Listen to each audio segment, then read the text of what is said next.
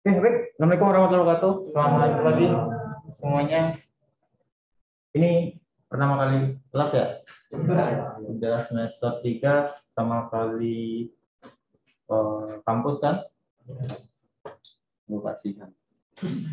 Sama saya juga 3 semester kuliah juga belum pernah tatap muka. Ya untung saya kerja di sini saja. Ya tahu bagaimana FT dan kawasan FT bagaimana. Oke, baik. Ini adalah hari pertama kita untuk kelas tatap muka PTM. Jadi sekarang untuk teman-teman yang nomor urut ganjil PTM. Nah, untuk materi hari ini kita bakalan melanjutkan beberapa materi kita tentang modul sistem embedded. Jadi kemarin teman-teman udah belajar juga dari beberapa materi, beberapa teori juga tentang bagaimana antara input dan output pada microcontroller, koneksinya bagaimana. Untuk pertemuan kali ini kita bakal membahas beberapa materi, beberapa teori tentang Tinkercad. Jadi Tinkercad ini adalah salah satu simulation yang bisa teman-teman gunakan untuk ya bermain-main dengan microcontroller dan teman-temannya, dengan sensor juga. Hampir sama dengan Proteus, tapi yang membedakan antara Tinkercad dengan Proteus itu kalau Tinkercad ini dia web based, jadi teman-teman tidak perlu menginstal aplikasi apapun, tidak perlu menginstal file apapun, tinggal buka situsnya, tinggal akses situsnya, nanti bakalan diarahkan atau didirect ke alamat si Tinkercad ini, seperti itu. Dan nantinya kita juga bakal membahas juga beberapa materi tentang komunikasi data atau komunikasi antara Micron dengan sensor ataupun Micron dengan si Micron itu sendiri, seperti itu.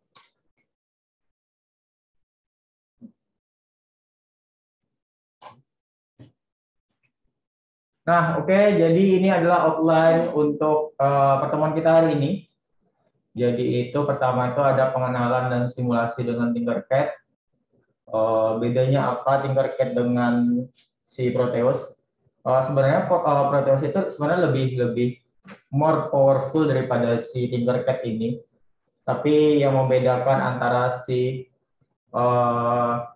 Tinkercad ini dia lebih user friendly dan teman-teman tidak perlu install apa-apa. Otomatis kalau teman-teman tidak install apa-apa, jadi komputer atau laptop teman-teman juga tidak membebani beberapa file yang install si aplikasinya itu. Lalu nanti kita juga bakal masuk tentang komunikasi data, komunikasi antara serial antara Micron, lalu komunikasi dengan IR remote, lalu komunikasi dengan Bluetooth. Nah, kalau komunikasi dengan Bluetooth ini saya udah bikinin videonya, nanti saya share aja videonya ke teman-teman, jadi bisa dicoba saja. Nah, nanti kita bakalan mencobakan beberapa poin yang ada di sini, kayak komunikasi serial Micron dengan IR remote, nanti kita bakalan cobakan seperti itu. Nah, di sini ada beberapa poin tentang apa itu Tinkercad. Lalu Tinkercad itu adalah aplikasi berbasis web untuk simulasi elektronik. Sebenarnya tidak elektronik saja sih sebenarnya untuk Tinkercad ini, dia juga mendukung beberapa fitur lain seperti teman-teman bisa bikin 3D design di sini atau bisa bikin kode blok di sini. Nah, untuk aplikasi Tinkercad itu sendiri dapat diakses di tinkercad.com. Lalu di sini ada beberapa fitur dari Tinkercad itu, ada 3D design. Jadi yang sama-sama kita ketahui kalau aplikasi 3D itu kan pasti berat, seperti Blender dan sebagainya itu pasti berat dan tidak bisa dijalankan oleh PC atau laptop dengan specification yang minimum kan. Nah, dengan si Tinkercad ini dengan apa namanya dengan aplikasi ini teman-teman bisa menjalankan 3D design walaupun dengan specification seminim mungkin. Jadi bisa digunakan untuk 3D design. Jadi ini adalah alternatif yang bisa teman gunakan misalkan mau menggunakan 3D design sederhana nih. Nah, bisa menggunakan Tinkercad ini walaupun di satu sisi tidak powerful AutoCAD misalkan ataupun Blender seperti itu. Lalu fiturnya juga ada sirkuit. Sirkuit itu untuk simulasi elektronika di Tinkercad. Jadi teman-teman bisa melakukan simulasi elektronika, terutama terhadap microcontroller Arduino Uno. Teman-teman bisa melakukannya di sini tanpa harus menginstal library seperti Prometheus. Lalu ada kode blocks. Kode blocks itu sebenarnya sama seperti 3D design, tapi bedanya kode block itu teman-teman bisa mendesain sebuah 3D menggunakan blok-blok yang sudah ada. Nanti kita bakal lihat bagaimana bentuknya atau user interface dari si kode blok itu. Nah, ini adalah tampilan awal home dari Tinkercad. Jadi ini adalah user interface dari Tinkercad. Jadi teman-teman boleh silakan diakses saja alamatnya tinkercad.com. Nanti silakan login pakai Gmail saja. Nah, dia memang kalau misalkan kita pertama kali menggunakan Tinkercad, kita bakal minta login. Loginnya pakai Gmail saja. Nah, lalu di bawah akunnya ada beberapa fiturnya. Ini ada beberapa fitur yang ada pada Tinkercad.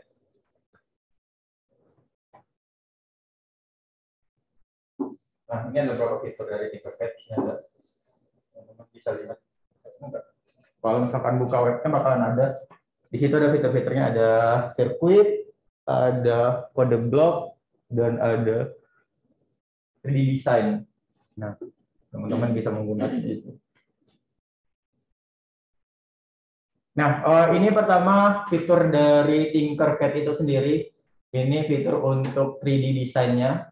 UI juga sangat simple. Jadi teman-teman tinggal drag aja beberapa fitur di sini.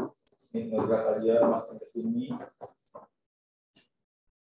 Nanti tinggal digabungin. Ya layaknya 3D desain pada umumnya lah. Karena saya juga tidak ngerti tentang 3D design. Jadi teman-teman bisa explore saja untuk bagaimana cara bikin 3D desainnya, lalu bagaimana make up dari si 3D desainnya. Karena sebenarnya 3D design ini bisa kita gunakan untuk si sistem embedded agar membuat desain dari sistem embedded itu sendiri. Misalkan teman-teman pengen bikin 3D dari si microcontroller atau si boxnya, nah bisa menggunakan si kode blok ini seperti itu. Nah, lalu ini adalah user interface dari sirkuit. Nah, nanti kita bakal bermain-main di sini nantinya di sirkuit pada Tinkercad ini. Lalu di sini sebelah sini kan sebenarnya ada beberapa komponen yang bisa kita gunakan untuk si simulation sirkuitnya. Jadi cukup banyak komponennya dan ada beberapa sensor juga yang bisa teman-teman gunakan nantinya untuk si Tinkercad-nya. Lalu di sini ada area kerja dari Tinkercad. Jadi semua komponennya itu nanti bakal dimasukkan ke sini. Jadi teman-teman bakalan bikin rangkaian di sini, dan nantinya bakalan ada simulation di sini. Misalkan kita bakal menjalankan simulationnya ini, kita tinggal klik tombol ini. Lalu di sini ada baris code. Teman-teman juga bisa masukkan berapa kode program nantinya yang bakalan dijalankan di Micon-nya atau microcontroller-nya. Seperti itu. Nah, lalu ini adalah fitur user interface dari kode blocks-nya. Seperti yang saya jelaskan tadi, ini sama seperti 3D design sebenarnya. Ada 3D design, dan kita desainnya pakai blok-blok seperti ini.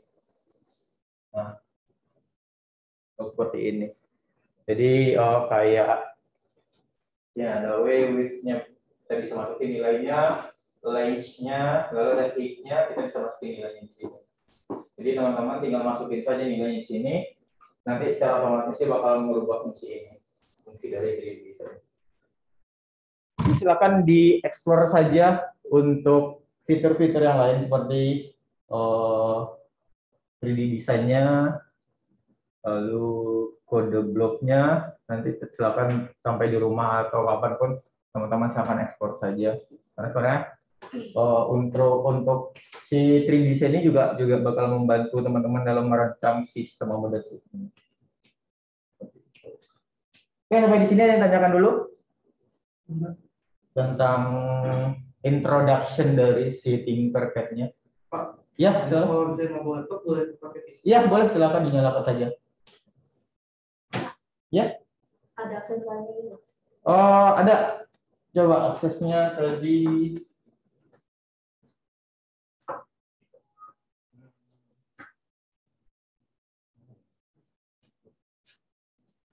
Nih. Coba.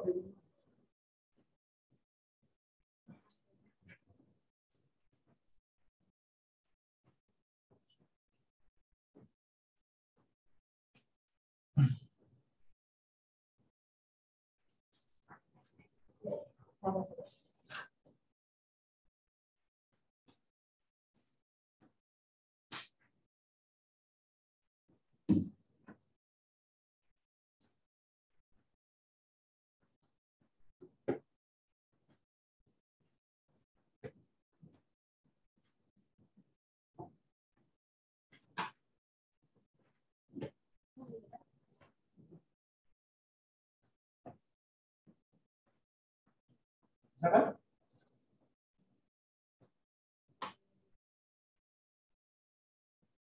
Di sini Pak. Iya. Ini dimintain password Pak. Oh, sebentar. Saya lupa paketnya udah lama nggak masuk.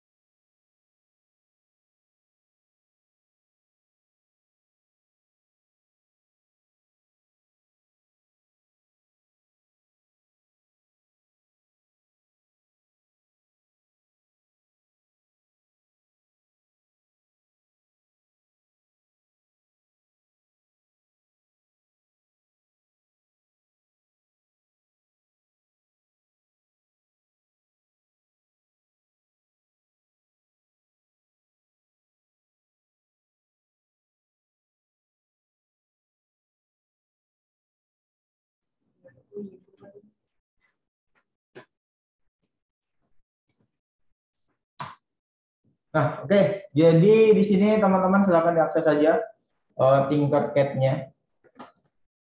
Lalu boleh googling ataupun bikin di linknya secara langsung boleh, silakan. Lalu silakan login pakai Gmail-nya saja. Inilah tampilan dari Tinkercad-nya. Lalu silakan join now atau misalkan kalau udah punya akun silakan sign in. Tinggal sign in with Google.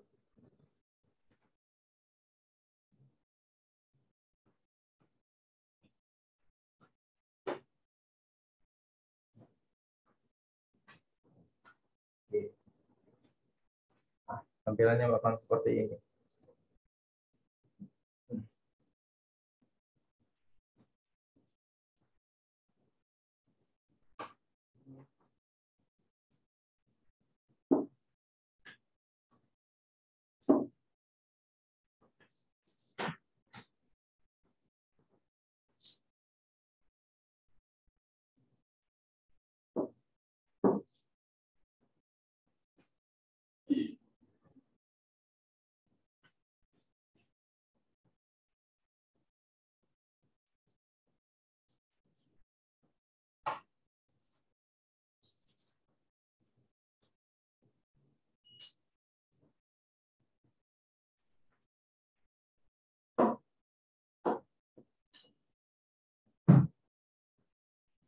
Nah, oke. Oh, untuk simulasi elektronikanya, silakan teman-teman pilih sirkuit di sini. Di sini ada menu sirkuit, jadi kita nantinya bakal bermain-main di fitur sirkuit ini. Lalu di sini ada create new circuit, langsung diklik saja.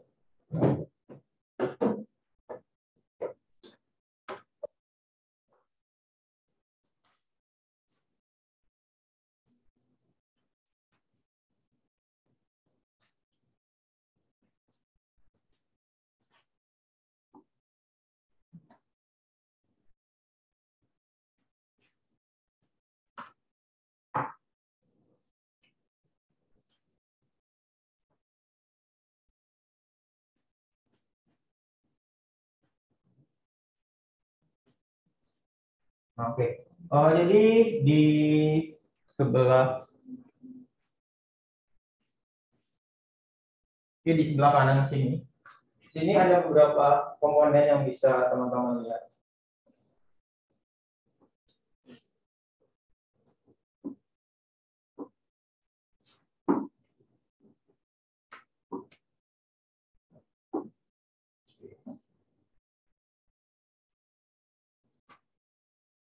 Di sini ada beberapa komponen yang bisa teman-teman lihat. Lalu silakan di scroll aja.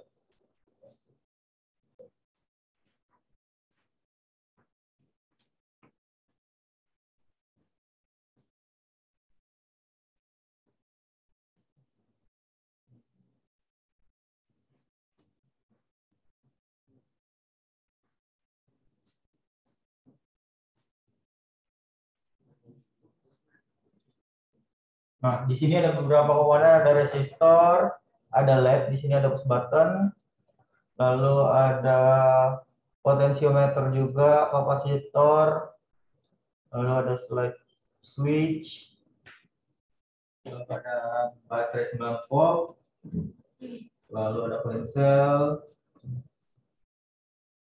lalu ada beberapa project board di sini, lalu ada micron, di sini ada Uno, lalu ada vibration motor, ada DC motor, ada turbo dan sebagainya. Nah, kalau di sini kan komponennya masih komponen basic nih yang bisa teman-teman lihat. Di sini sebenarnya kita bisa ganti semuanya. Jadi untuk komponennya silakan dilihat yang all. Kalau all tentunya dia bakal lebih banyak lagi. Untuk komponennya ada pipet 4x4, ada gas sensor, lalu ada temperatur juga, lalu ada RGB light juga, lalu ada listrik juga, sangat banyak sekali. Lalu ada remote, ada LCD, second segment, cell, sampai ada kotak baterai juga di sini. Apa?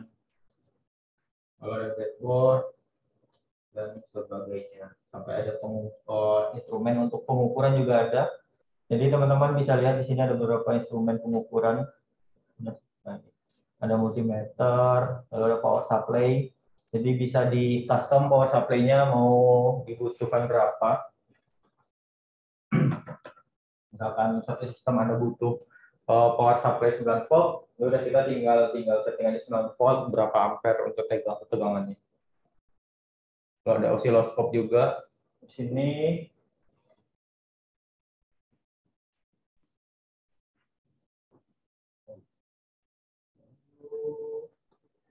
Ada transistor juga, lalu ada HDA dan beberapa IC. Nah, oke, sekarang kita bakal mencobakan mensimulasikan si microcontrollernya.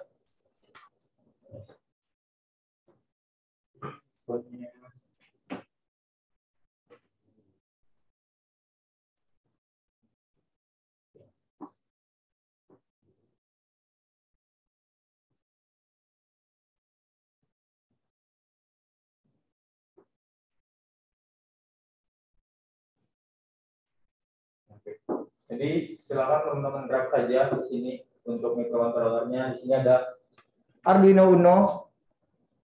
Eh,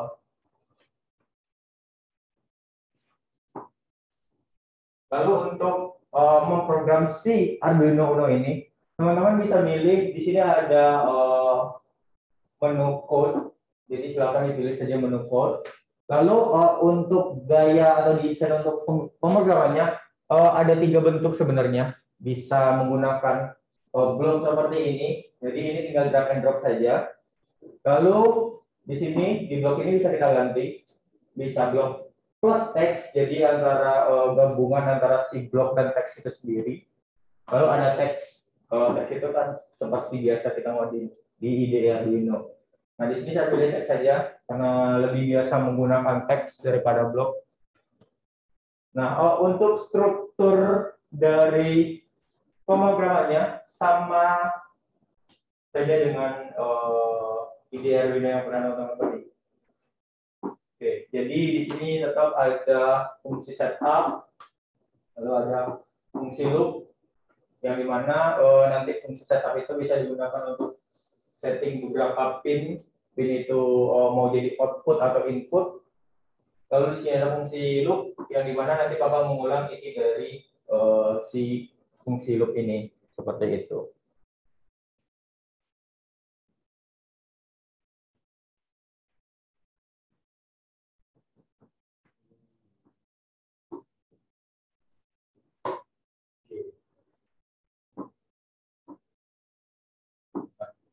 Untuk menjalankan si simulation ini, jadi teman-teman silakan klik start simulation aja di sini untuk menjalankan simulationnya. Kembali klik saja. Nah, simulationnya sudah berjalan. Jadi kita lihat. Nah, untuk simulation ini dia bakal menjalankan sebuah LED built-in di sini. Ini teman-teman bisa lihat ada LED built-in. Dia bakal berkedip selama selama 1 detik.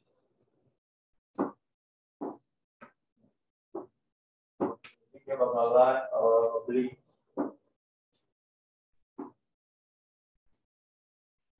Lihat. Ini dia bakalan beli. Ada error sampai sini? Mungkin error dulu. Oke. Nah, bagaimana dengan serial monitor dari si simulation ini? Jadi teman-teman bisa menggunakan serial monitor di sini, di bawah ini. Ini adalah serial monitor dari si simulationnya. Misalkan kita mau bikin serial tampilan serial di sini, teman-teman bisa tambahkan saja serial ini 100.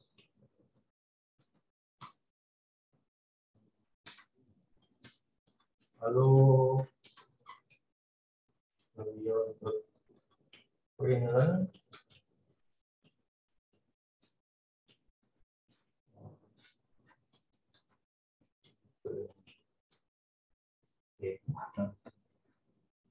jadi di sini saya meletakkan beberapa kode program yang bisa teman-teman lihat. Ini beberapa kode program ini yang saya tambahkan. Jadi nantinya dia bakalan menampilkan kata-kata LED link ini di serial monitornya. Nanti bakal menulis.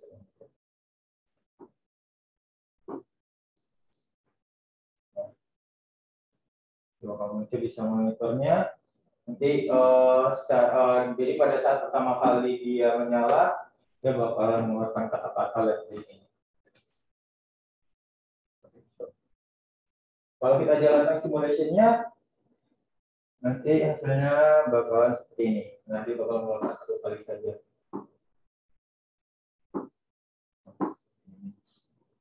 Dia bakal mengeluarkan 1 kali saja kata-kata link di sini. Kenapa? Karena kita menaruhnya di fungsi setup.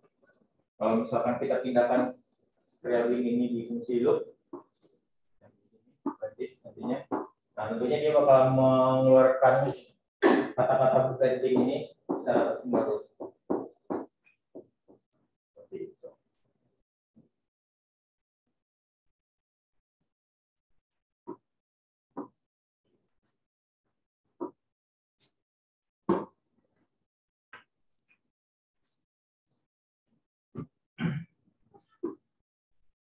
Kalau pertanyaannya kesesuaian antara simulation ini dengan real, kalau saya bilang bisa sampai 95%. Ini sangat sesuai dengan yang realnya. Jadi teman-teman bisa mengimplementasikan simulation ini ke komponen yang realnya seperti itu. Jadi simulation ini udah sangat mendekati si kenyataannya. Gitu.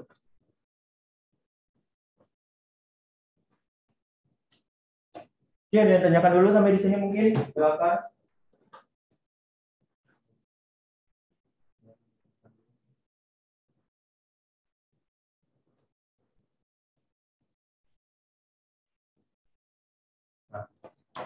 Oke, kita cobakan beberapa satu implementasi dari sensor saja. Di sini saya coba sensor yang ngomong saja. Oke, di sini ada potensiometer aja. Nah, oke. Lalu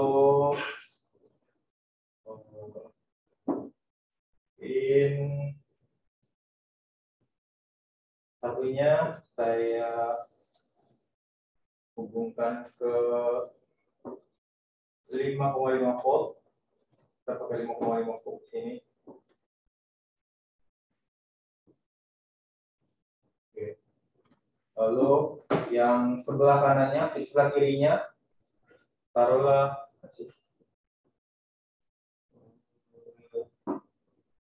oke, taruhlah ini pin 1, ini pin 2, ini pin 3.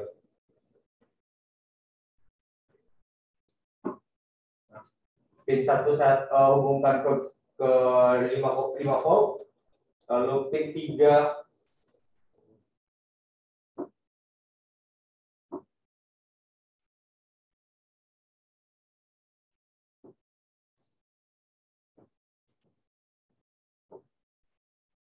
oke, pin 2 dulu deh.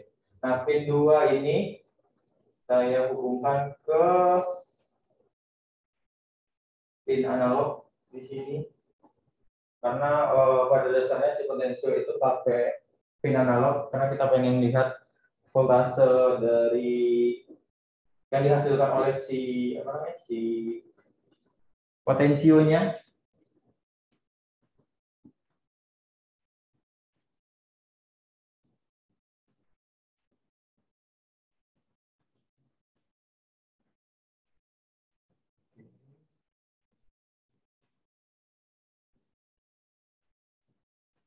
Lalu pin yang ketiga itu kita hubungkan ke ground.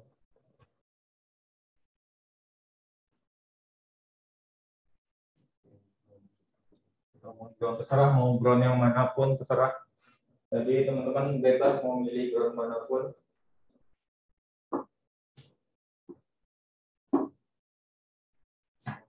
Ground yang di sini juga ada ground, mau di sini, lalu di sini juga ada ground 2. Bebas mau milih yang mana terserah.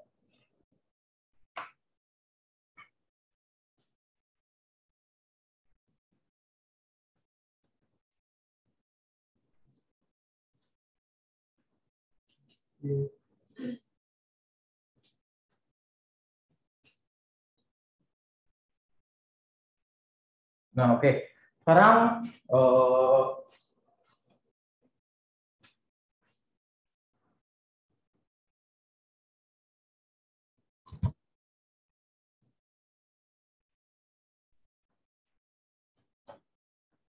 sekarang kita ke bagian kode programnya. Jadi kita nantinya sekarang bakal membuat kode dari si potential ini, yang dimana nantinya bakal kita masukkan ke dalam ikonnya.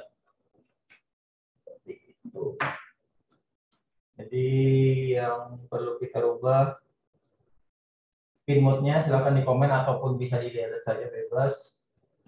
Lalu secara pin-nya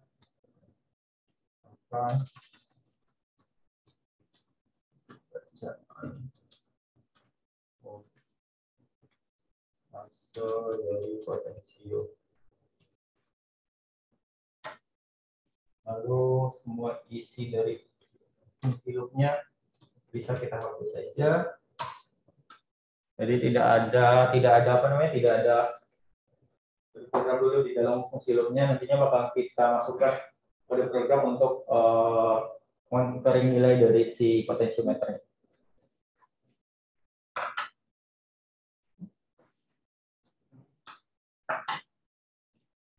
Oh, boleh. Kira-kira.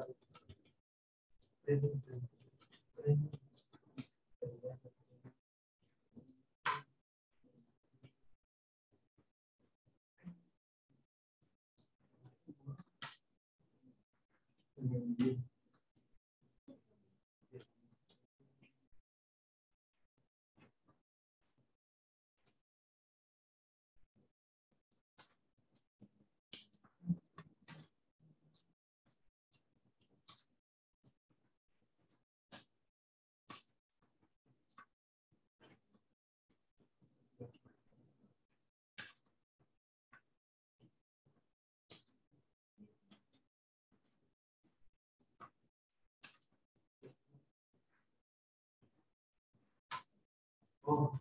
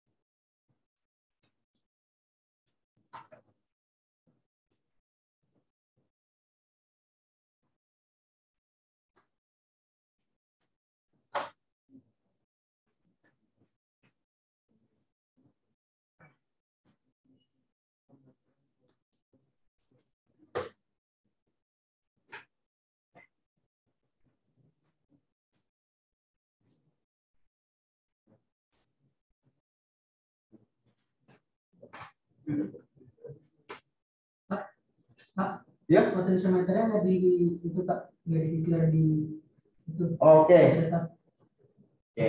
Kenapa tidak declare? Karena kita pakai pakai pin analog di sini. Kalau misalkan teman-teman pakai pin digital, dia baru di-declare di sini. Kalau analog nggak usah. Ataupun sebenarnya juga bisa. Sebenarnya declare-nya bisa seperti ini juga sih sebenarnya. Define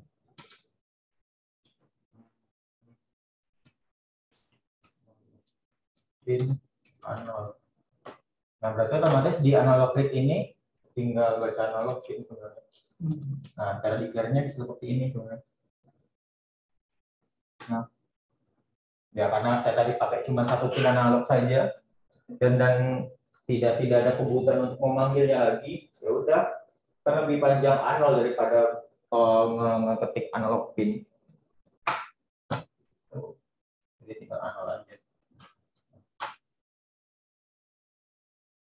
Lebih gampangan ngetik analog lah daripada bikin declare banget.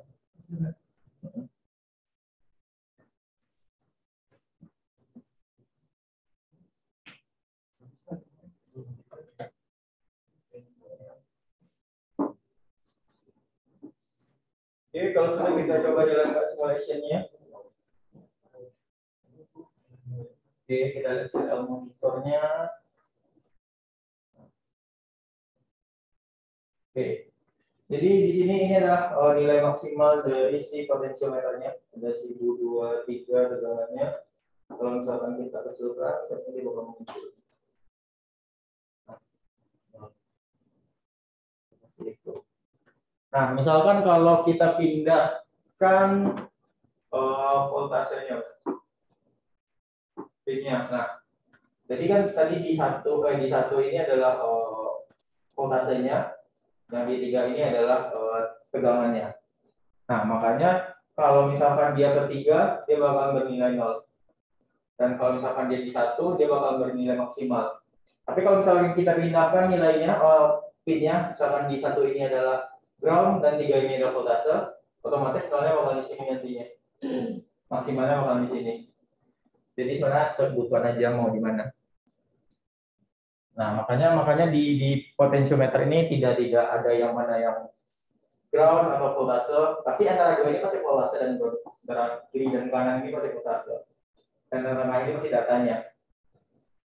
Nah, seperti itu. Jadi makanya di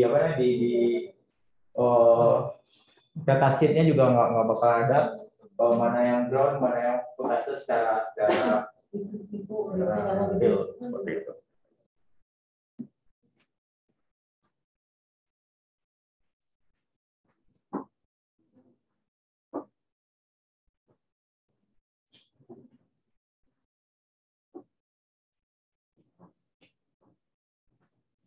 Ya, sampai sini tanyakan dulu mungkin. Silakan. Ada yang masih belum dipahami.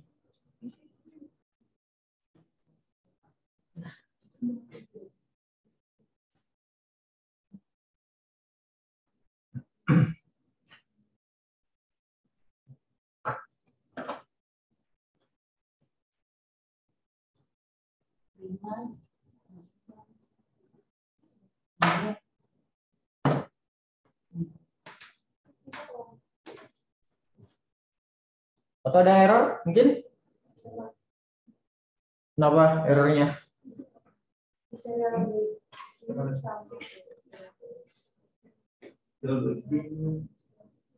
S-nya gede. Jadi teman-teman lihat apa? Perhatiin kapitalnya. Kapitalnya sangat gede.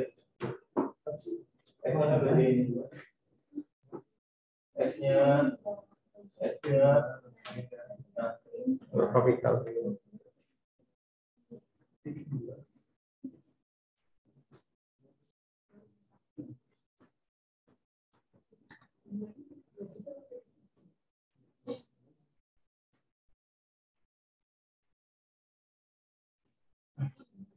Sebenarnya kalau untuk nilai yang ada di sebelum kutip ini, teman-teman bebas mau ngisi apa aja, sebenarnya bebas, nggak bakalan error, karena dia bakalan string. Jadi apapun isi di dalam si kutip ini, itu bebas apa aja, tidak bakalan error. Sama seperti ini, karena dia string. Kecuali kalau ini pasti memanggil nilai yang ini. Nah, kalau misalkan ini nggak ada, nah dia bakalan error. Seperti itu. Jadi yang baris 16 ini adalah dia pemanggilan variabel. Jadi harus ada variabel yang dipanggil objek. Seperti itu. Berbeda dengan ini. Seperti ini. Potensio ini. Bisa aja dulu. Bukan lenakin. Ya, di drag aja ke samping ataupun diperkecil juga bisa kalau misalkan nggak sampai. Ya udah serial framing itu nggak muncul ya? Di serial monitoring.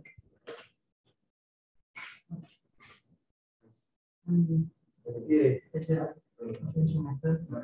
Naruh ke 0, 9. Ini kan. Ya. Coba di coba dia udah nilai itu masih Ya, kecepatan kayaknya. iya basic dia bisa connect internet bisa ya Hah? Kenapa ya, Mas?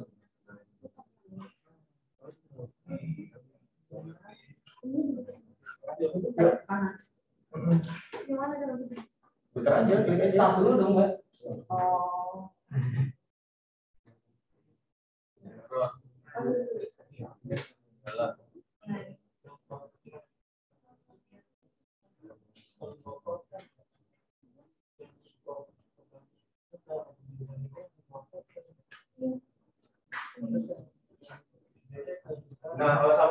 sebenarnya bebas. Teman-teman juga pilih berapa, 3,3 volt atau 5 volt.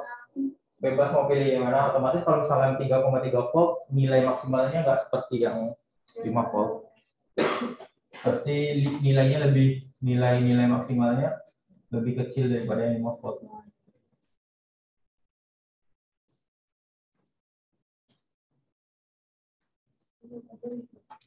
Taruhlah misalkan yang 5 volt itu nilai maksimalnya 1023. Nanti yang 3,3 volt pasti di bawah 1023 ini untuk nilai maksimalnya. Jadi error? Udah bisa semua?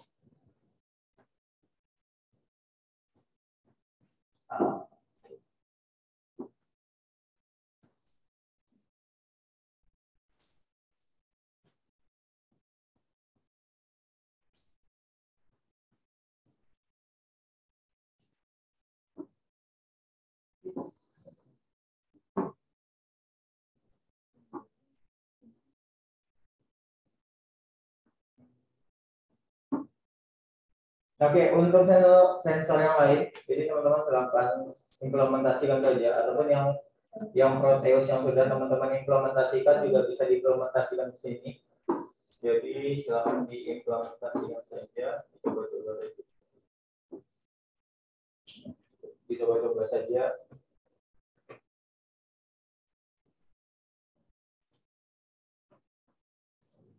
Dan sebagainya, silahkan coba saja.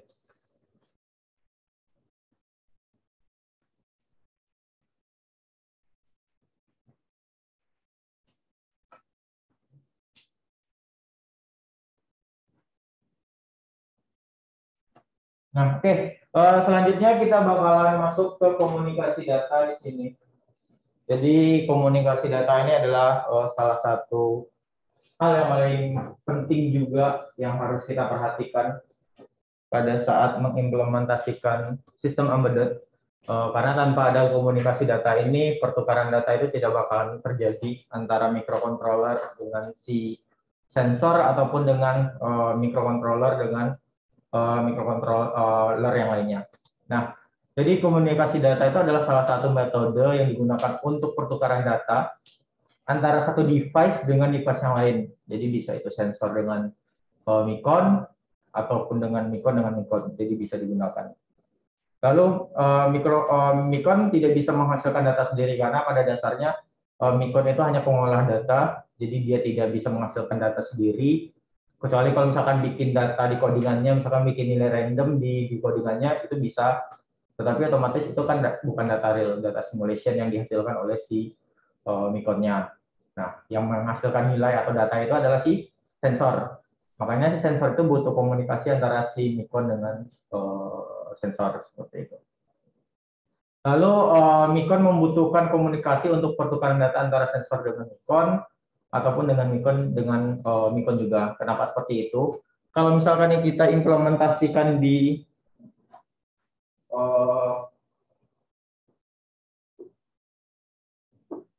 ISP atau NetMCU, misalkan kalau misalkan teman-teman udah pernah lihat NetMCU atau udah pernah megang NetMCU, kalau NetMCU itu hanya ada satu pin analog saja.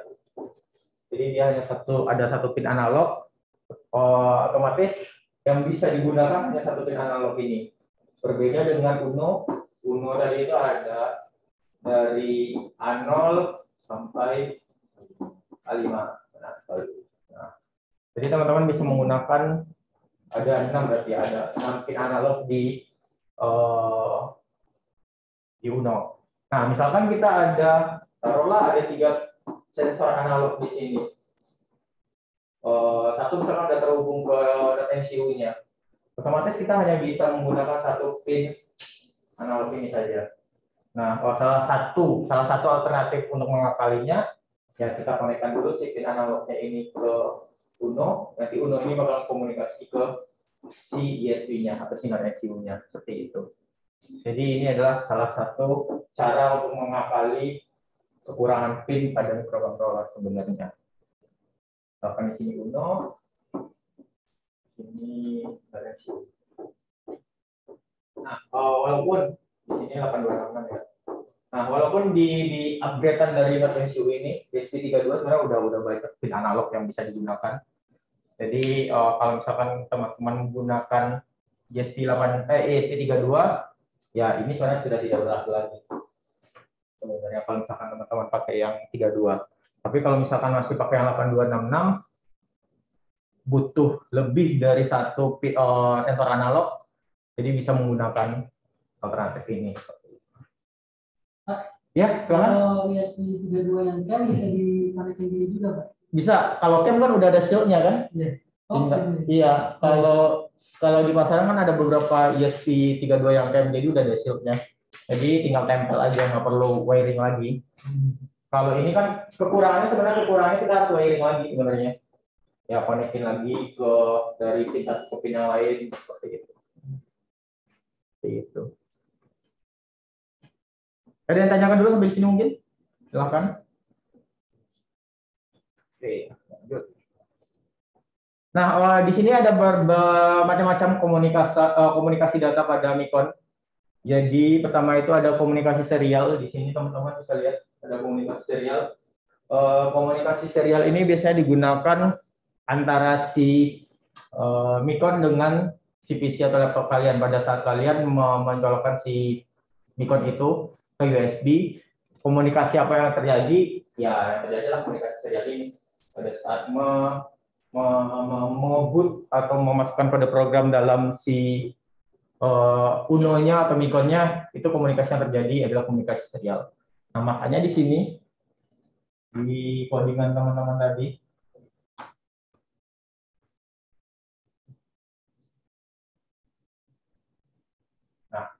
di codingan teman-teman tadi di sini ada serial. Ada serial Greenland, lalu ada serial, ada serial berjuta. Artinya di sini komunikasi yang digunakan kan kalau realnya sebenarnya dia bakal komunikasi dengan si PC atau laptop kita tuh. Nah, makanya di sini dibikin ada serial. Nah, tandanya komunikasi yang digunakan adalah serial seperti itu. Makanya dia bisa menampilkan nilainya di dalam serial monitor kalau misalkan kita pakai komponen yang realnya.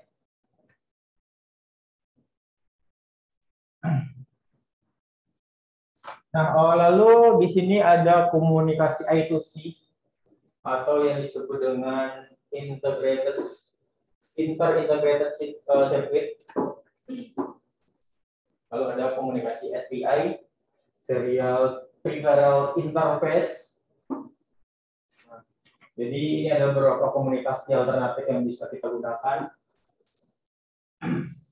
Lalu komunikasi serial biasanya komunikasi ini digunakan antara Micron dengan PC atau laptop ataupun Micron dengan Micron biasanya. Nah, jarang sekali komunikasi serial ini digunakan untuk sensor. Jarang sekali. Nah, yang dua ini paling banyak digunakan untuk sensor. Jadi ini biasanya komunikasi untuk sensor.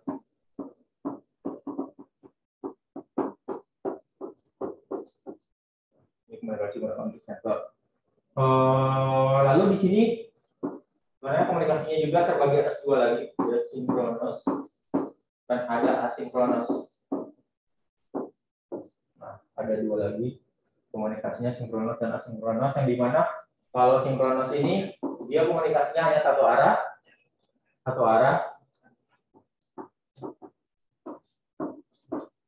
Jadi yang I2C itu sinkronus, dia satu arah komunikasinya. Sedangkan untuk asinkronus komunikasinya dua arah. Jadi bisa bolak-balik biasanya. Kalau misalkan yang ini, yang I2C ini misalkan ada bertindak sebagai transmitter, lalu ada receiver di sini, ya dia hanya komunikasi datanya hanya seperti ini saja. Seperti itu kalau I2C. Sedangkan kalau misalkan SPI yang asinkronus, dia bisa dua arah. Misalkan ini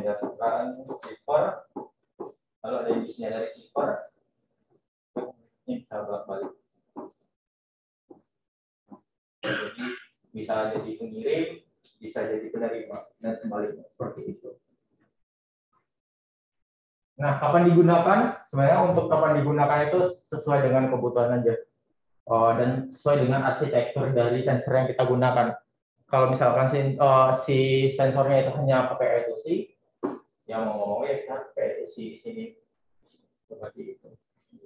Nah, makanya setiap sensor sebenarnya udah ada patternnya masing-masing, udah ada ketetapannya masing-masing. Jadi kita tinggal pakai saja sebenarnya. Kecuali kalau misalkan teman-teman nanti pengen lanjut, pengen desain sebuah sensor lagi, ya itu komunikasi yang digunakan silahkan dipertimbangkan mau pakai apa seperti itu.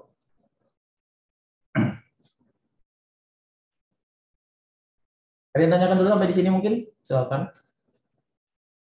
Tentang komunikasi data antara Micron. Nah, semua komunikasi ini komunikasi wire ya. Jadi jangan harap teman-teman bisa mendapatkan komunikasi wireless dengan ini. Seperti itu. Jadi di sini komunikasinya full menggunakan kabel. Nanti kalau untuk yang wireless mungkin nanti kita bakalan bahas juga di pertemuan selanjutnya. Kalau di materi selanjutnya juga ada komunikasi wireless tuh antara si IR dengan si Micron. Lalu Bluetooth juga ada komunikasi yang bisa digunakan secara wireless juga. Walaupun range dari si IR infrared itu tidak sejauh dari Wi-Fi ataupun komunikasi radio.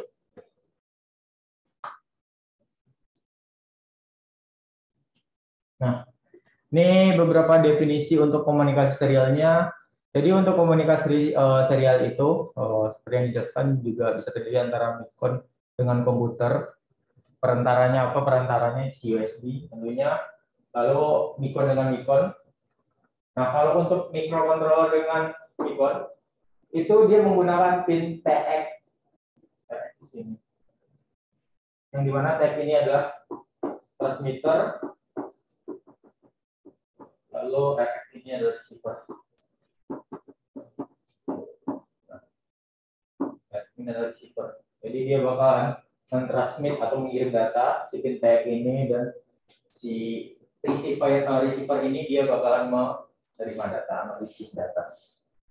Lalu komunikasi serial adalah sebuah komunikasi yang terjadi dengan pengiriman data per bit. Jadi data yang dikirim adalah dalam bentuk bit secara berurutan dan bergantian. Jadi dia bakal mengirimkan data satu persatu, data bit, dan itu bergantian. Tergantung misalkan si Uno itu berapa ya? 8 bit tuh. 8 bit.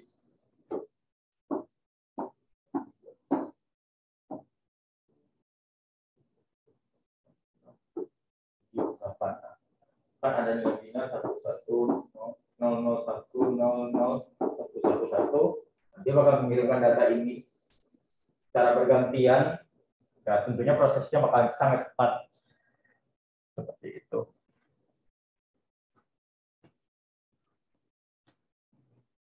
Serial.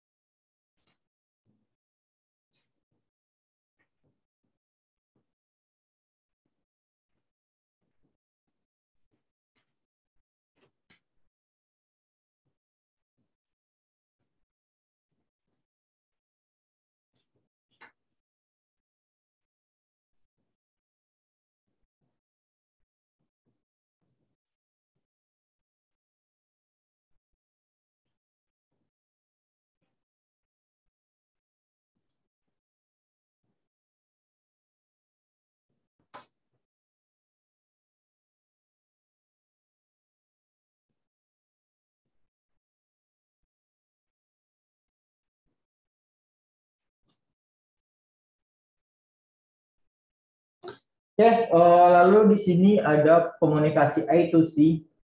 Jadi komunikasi I2C ini juga berbeda dengan si serial. Jadi komunikasi I2C itu merupakan koneksi yang dibuat untuk menyediakan komunikasi antara perangkat-perangkat terintegrasi.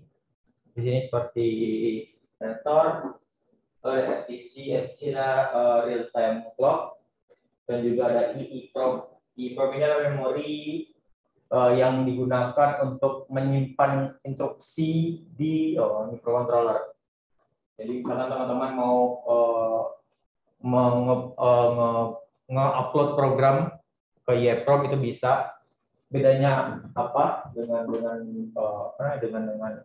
penyimpanan input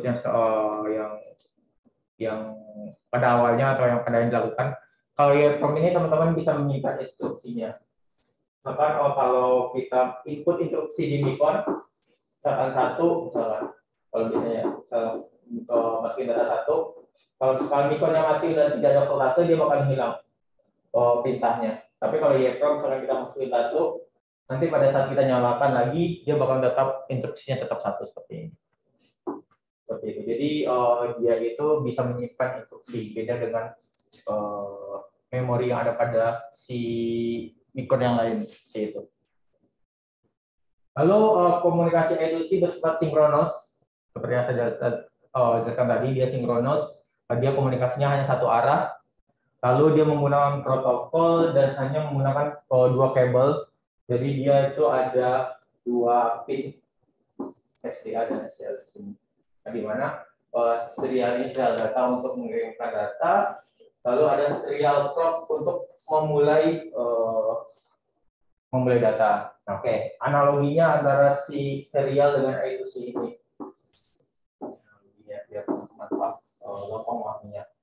Kalau ini serial ini. Nah, kalau serial, misalkan ada dua orang yang sedang bercakap, ya si orang ini hanya berkomunikasi saja. Misalkan ada komunikasi antara si A dan si B. Nah, si A ini pasti mengirim, dia hanya sekarang jam berapa misalkan? Sekarang jam berapa? Nah, otomatis si B bakal menjawab misalkan sekarang jam 18.00. Nah, jadi otomatis kalau serial ini komunikasinya tidak spesifik. Sekarang jam berapa? Sekarang jam berapa? Nah, otomatis misalkan ada lebih dari satu orang, si orang bakalan bingung. Sekarang jam berapa? Karena ini hanya dua saja yang berdialog, dia tidak bakalan bingung. Kalau misalkan banyak pengirim atau banyak yang bakal menerimanya, si serial ini bakal bingung. Berbeda dengan I2C. Misalkan I2C ada dua orang bercakap. Nah, si A ini bakal manggil dulu. A, B. Nah, berarti objeknya jelas. Berarti ini si B. Sekarang jam berapa? Nah, si B ini bakal menjawab sekarang jam 18.00. Nah, makanya di I2C ini ada serial clock namanya. Yang dimana serial clock ini untuk menandakan awal atau akhir dari data itu terkirim. Kalau misalkan serial, dia tidak ada data itu awalan atau akhirnya, data itu bakal dikirim secara menerus seperti itu. Nah, kenapa seperti itu? Fungsinya untuk mengurangi beban dari kerja dari si Micronnya. Jadi ada triggernya dulu. Triggernya itu adalah EB. Sedangkan kalau serial itu tidak ada triggernya. Dia langsung nanya, sekarang jam berapa? Kalau misalkan ada banyak penerima atau audiens, otomatis dia bakal bingung. Dia bakal bertanya kepada nih. Seperti itu. Makanya cara mengapalinya, dia mengirim ke semua si penerimanya. Berbeda dengan I2C itu spesifik dia. Spesifik dan nantinya sebenarnya I2C ini juga ada alamatnya yang bisa digunakan. Seperti itu. Ya, ditanyakan dulu mungkin tentang si komunikasi I2C-nya. Bedanya I2C sama si serial tadi. Kalau I2C kan lebih spesifik objeknya mana. Sedangkan kalau serial kan dia tidak spesifik. Jadi dia mengirim ke semua, ya selama itu masih terkoneksi dengan dia bakal mengirim secara terus menerus seperti itu. Kalau serial. Nah makanya komunikasi serial ini sebenarnya udah banyak juga ditinggalkan oleh penggunanya. Jadi ya orang juga sangat minim untuk menggunakan komunikasi serial pada saat ini. Ya palingan kalau nggak I2C dan juga SPI tadi. Nah, seperti itu juga alasannya kenapa banyakkan sensor itu tidak menggunakan komunikasi serial seperti itu, karena data yang dikirim sama serial itu sebenarnya tidak beraturan. Jadi mengakibatkan data sensor itu tidak akurat. Berbeda dengan I2C atau SPI. Seperti itu. Oke, ada yang tanyakan dulu mungkin? Silakan. Ada yang kurang jelas?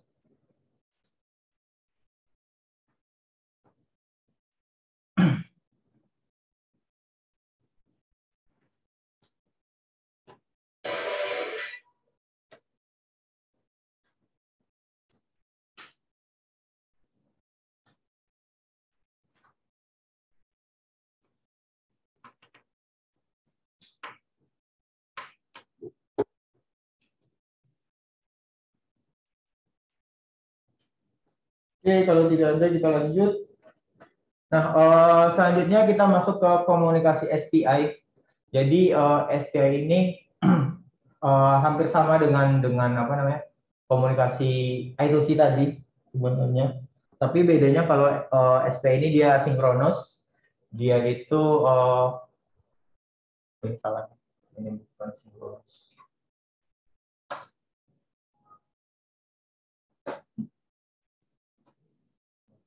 Sinkronus.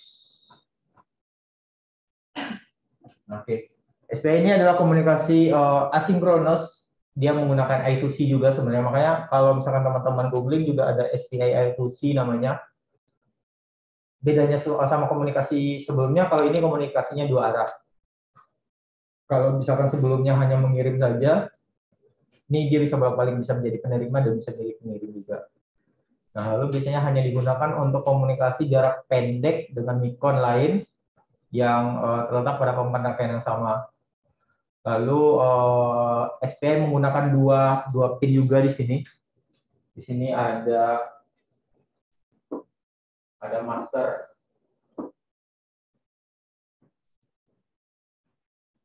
Nah, sini ada master dan slave. Ada dua pin juga yang digunakan, yaitu ada master dan slave. Nah, di mana master ini dia bakal mengirim data, dan ini untuk menerima data. Nah, untuk yang I2C tadi kan ada serial clock, yang dimana serial clock itu untuk menyinkronkan data transfer ataupun untuk penanda awal dan akhiran dari si data itu sendiri. Nah, kalau untuk komunikasi SPI ini nantinya bakalan menjadi serial clock pada si master ini. Jadi si master ini nantinya bakal menentukan dan mensinkronkan data itu, dan nantinya juga bakalan bertindak data awal mana, bit akhir mana. Jadi yang bertugas adalah si master ini.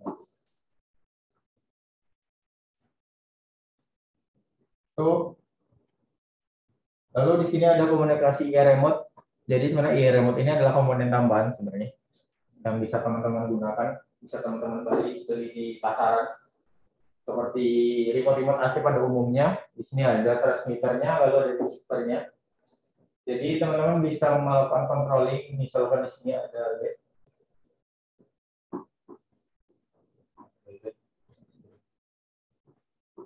dihubungkan di sini. Nah, teman-teman bisa mengkontrol si LED ini menggunakan IA remote ini. Seperti itu.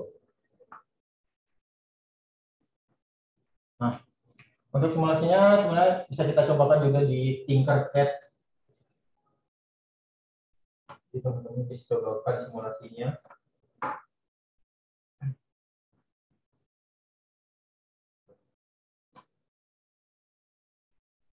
Oke. Sebenarnya beberapa desain oleh orang-orang udah dibikin, misalkan dari bisa kita search saja dan bisa kita sebutkan.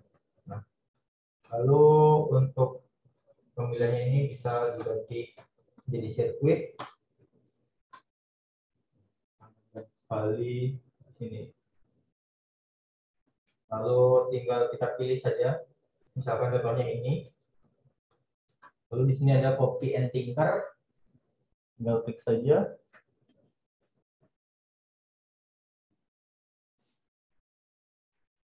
Nah, kita bisa melihat code-nya di sini. Ini ada kode programnya yang nantinya bisa diimplementasikan juga. Kalau di patch 1 itu dia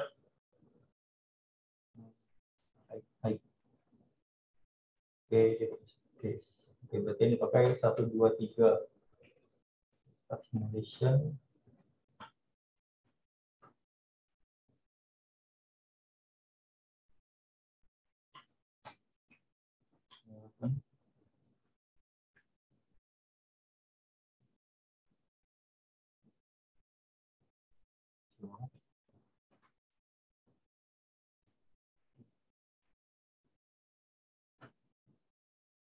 Nah, kalau kita sengaja di sini kita bisa matikan.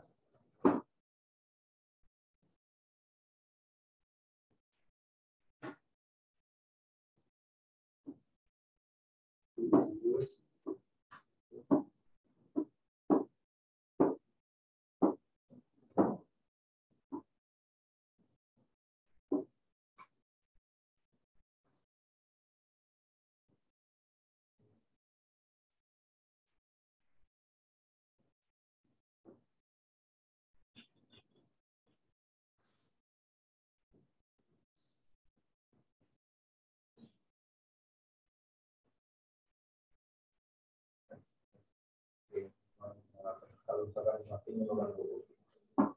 jadi seperti ini nanti teman-teman bisa modification saja si simulasi ini. Misalkan mau controlling sini sama prediksi juga bisa untuk kecepatannya ataupun beberapa aktuator yang lain atau LCD juga bisa. Yang penting yang bersifat sebagai output seperti itu.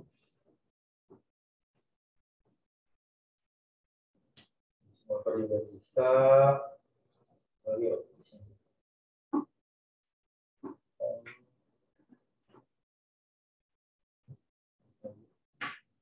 RGB juga bisa. Nanti misalkan dengan nilai tertentu di remote-nya nanti bakal menghasilkan warna tertentu juga bisa. Lalu pakai LED strip juga bisa. Motor DC servo, micro servo bisa. Buzzer juga bisa. 7 segmen juga bisa digunain.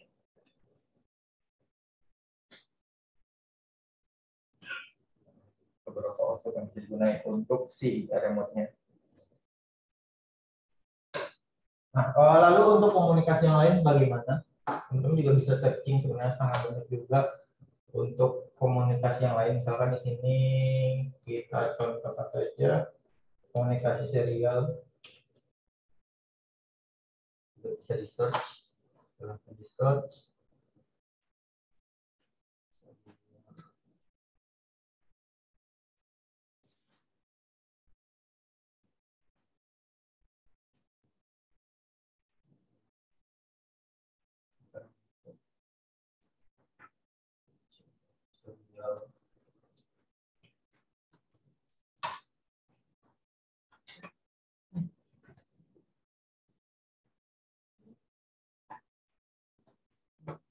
Nah, oke, jadi ini contohnya, ini ada serial communication. Teman-teman bisa searching saja. Di sini ada serial Arduino.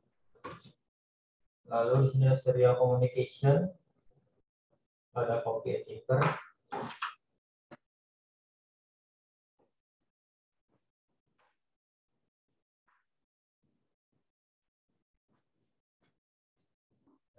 Nah, ini yang bertindak sebagai write, berarti dia bakal mengirimkan data. Data dikirimkan apa? Meter ini, meter dapat dari sini. Nah, jadi data yang dikirimkan adalah hello ini. ada di Arduino 2. Nah ini. Nah ini yang bakal bertindak sebagai pengirim data dan Arduino ini, ini satu ya. Ini satu, ini yang bakal bertindak sebagai penerima data yang satu. Nah ini yang bertindak sebagai penerima data dan ini yang bertindak sebagai pengirim data. Kalau kita start simulation,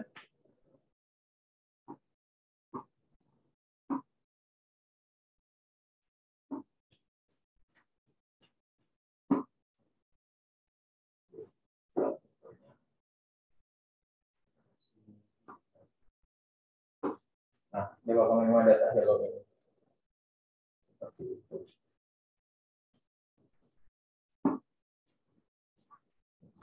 Jadi seperti itu implementasi dari serial itu. Oke, ada yang tanyakan sampai di sini mungkin? Silakan untuk mengeksplor si Tinkercad ini, silakan teman-teman cari saja di sini. Di sini ada browsernya. Jadi silakan dicari saja sesuai kebutuhannya seperti apa.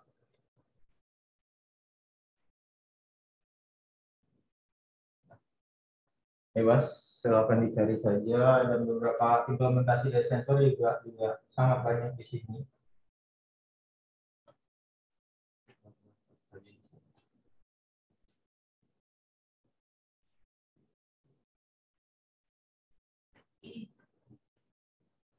Oke, ada yang tanyakan dulu sampai di sini mungkin? Silakan.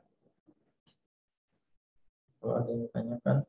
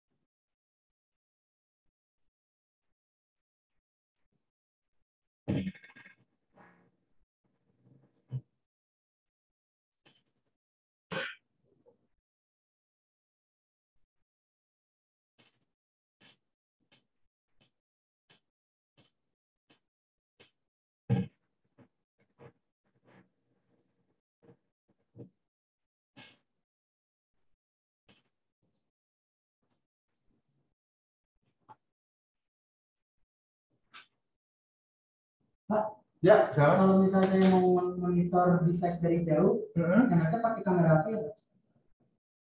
Tergantung metodenya berapa. Pakai Noten Siu. Oh, pakai gimana? Pakai SP sih. Saya pakai IP kamera kemarin pakai Droidcam, nggak bisa beda itu ya, beda network ya.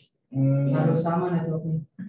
Lokal. Iya, harus lokal. Kalau misalkan mau online ya berarti harus itu langganan VPS berarti server. Oh gitu. Kalau emang ya misalkan kalau apa ya, kalau ISP emang kan dia jaringannya emang lokal tuh. Ini juga lokal ya, Pak? Iya, sama lokal juga sih sebenarnya. Kalau misalkan mau online berarti kita harus berlangganan IP public. Iya. Kalau ini masih lokal ya. Kalau misalkan mau online ya server, berlangganan server VPS namanya. Seperti itu. Ini sebenarnya juga lokal sih. Ini kan shieldnya untuk siapa si ESP32. Kalau misalkan Note MCU yang 8266 itu belum ada shieldnya sih. Karena updatean si ESP32 udah keluar untuk camnya, ya udah orang-orang masih pakai ini. Kalau lebih powerful ya Raspberry. Sama, hampir sama. Saya juga tidak mengikuti Wimos sih. Wimos kalau misalkan Wimos ngeluarin yang 32-nya juga nggak sih? Tahu saya kalau Wimos dia terakhir itu di 826 sama kayak Note MCU. Kalau ini kan udah 32. Kalau si Note MCU itu kan dia belum ada Bluetooth sama pin analognya lebih sedikit. Tetapi kalau 32 ini dia udah ada Bluetooth-nya, lalu udah ada touch sensor-nya juga. Jadi fiturnya itu lebih banyak daripada yang 8266 kalau yang 32 ini. Seperti itu. Kalau pakai IP kamera yang CCTV terlalu gitu ya, Pak? CCTV. Yang kayak Barbie itu, Pak, kan bisa dikontrol dari jauh kan ya? Iya, kalau si Barbie kan dia udah pakai server dia sendiri tuh. Iya. Jadi CCTV-nya saya tempel di bisa sebenarnya. Tapi kan kita harus menyediakan server lagi. Iya. Server lagi. Iya. Untuk kita sendiri sebenarnya. Kalau misalkan pakai kamera kan sebenarnya yang membedakan kamera satu antara kamera lain kan cuma resolusinya. Itu aja. Kalau misalkan mau dibikin online ya kita tetap saja harus pakai server lagi. Seperti itu.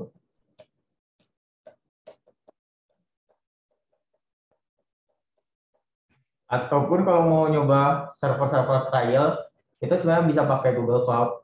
Tapi masalahnya itu Google Cloud itu harus daftar pakai credit card. Salah satunya pakai Genius bisa. Nah, kalau misalkan udah rasa kayak udah berapa bulan nih pakai, misalnya udah sebulan nih pakai, udah dimatiin aja servernya. Pakai Genius bisa. Sebenarnya kalau mau yang free Google Cloud. Seperti itu. Kalau enggak emang berlangganan VPS banget, tinggal berlangganan server. Server itu berapa ya sebulan? Jadi IP kameranya itu disimpan di situ? Iya, dimasukin IP si servernya. Ataupun dia mau video atau capture gambar? Video berarti dia nge-stream atau stream ke YouTube bisa kayaknya. Bisa deh, ada beberapa tutorial juga yang bisa digunakan untuk stream ke YouTube. Zoom aja. Stream ke YouTube. Zoom aja. Bisa. Kalau saya cuma pernah nyoba streamnya itu dari Raspberry ke YouTube sih. Kalau dari ESP belum pernah nyoba saya, dari ESP ke YouTube. Mungkin ada tutorialnya tadi. Nanti HP kan saya pakai HP. Iya. Jadi HP-nya di streaming ke YouTube gitu. Di YouTube. Kalau misalkan nggak mau terlihat sama publik, ya berarti di private aja video streamingnya ke YouTube. Seperti itu. Oke, ada lagi yang ingin ditanyakan? Silakan. Ada yang mau share, silakan. Project next itu IoT. Jadi untuk project kalau yang ISA ini dia itu nggak ada project 2, jadi langsung project 3 di akhir. Kalau misalkan TI yang SE kan ada 2 project, kalau ISA cuma 1 di akhir. Nah, Projectnya itu bikin IoT, pakai komponen real, boleh pakai platform, boleh pakai atau create aplikasi sendiri. Berarti itu masih termasuk IoT ya, Pak? Iya, pasti. Ya IoT kan kata-katanya ada internet, ya pasti harus ada internetnya. Yang minggu depan presentasinya Bukan, untuk kita nggak ada. tetap 2 orang atau Iya, tetap. Saya kalau semester 1, 2 itu 3 orang, semester 3, 4 itu 2 orang. bebas tuh Pak ya IoT-nya tuh. Bebas, terserah mau apa. Sebenarnya di kelas ISA ini, di akhir sebenarnya kayak ada TA sebenarnya. TA yang bikin perangkat IoT juga, tapi lebih kompleks. Kalau yang sekarang kan boleh pakai platform yang udah ada. Kalau platform itu kita tinggal pakai, masukin library, udah. Jadi kalau misalkan untuk TA-nya tugas akhirnya, kalian diminta bikin sistem IoT, tapi create aplikasi sendiri. Itu bisa aplikasi mobile ataupun aplikasi web, terserah mau pakai apa. Soalnya nanti di semester 4 nanti bakalan ada materi web sama ada materi yang mobile Kotlin.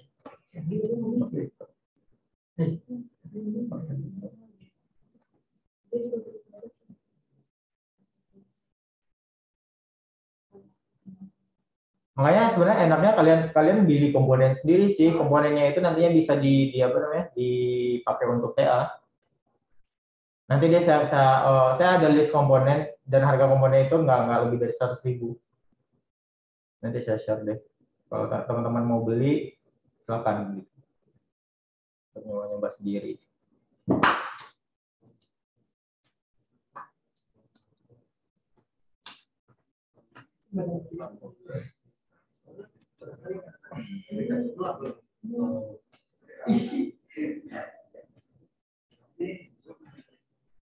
Oke, ada yang ditanyakan lagi mungkin? Oke, kalau tidak ada mungkin saya cukupkan kelas sampai di sini. Sampai ketemu di pertemuan selanjutnya. Mungkin Senin kita bakal ketemu lagi. Paling saya share video lagi. Terima kasih semuanya. Selamat pagi menjelang siang. Selamat berakhir pekan. Assalamualaikum warahmatullahi wabarakatuh. Ya. Yang PTM ini kan hasilnya berbeda ya? Oh, beda, ya. Kemarin ada yang nanya Pak yang bukan jadwal boleh. Nah, masalahnya jadwal itu kan bukan saya yang bikin. Jadwal itu akademik yang bikin. Nah, misalnya kalau mau ganti jadwal ya silakan koordinasikan ke akademik. Bisa sehari itu aja mau ikutan gitu. Oh, kalau sebenarnya kalau untuk rubah jadwal ke akademik, misalkan mau misalkan di hari ini ada jadwal terus besok pengen nggak datang lagi nggak masalah sebenarnya. Soalnya kalau PTM kan tidak diwajibkan. Tapi yang sulit itu kalau misalkan kalian dari ganjil tiba-tiba pengen masuk ke genap gitu. Nah, itu baru agak susah karena bakal menyesuaikan kapasitas dari ruangan juga kan.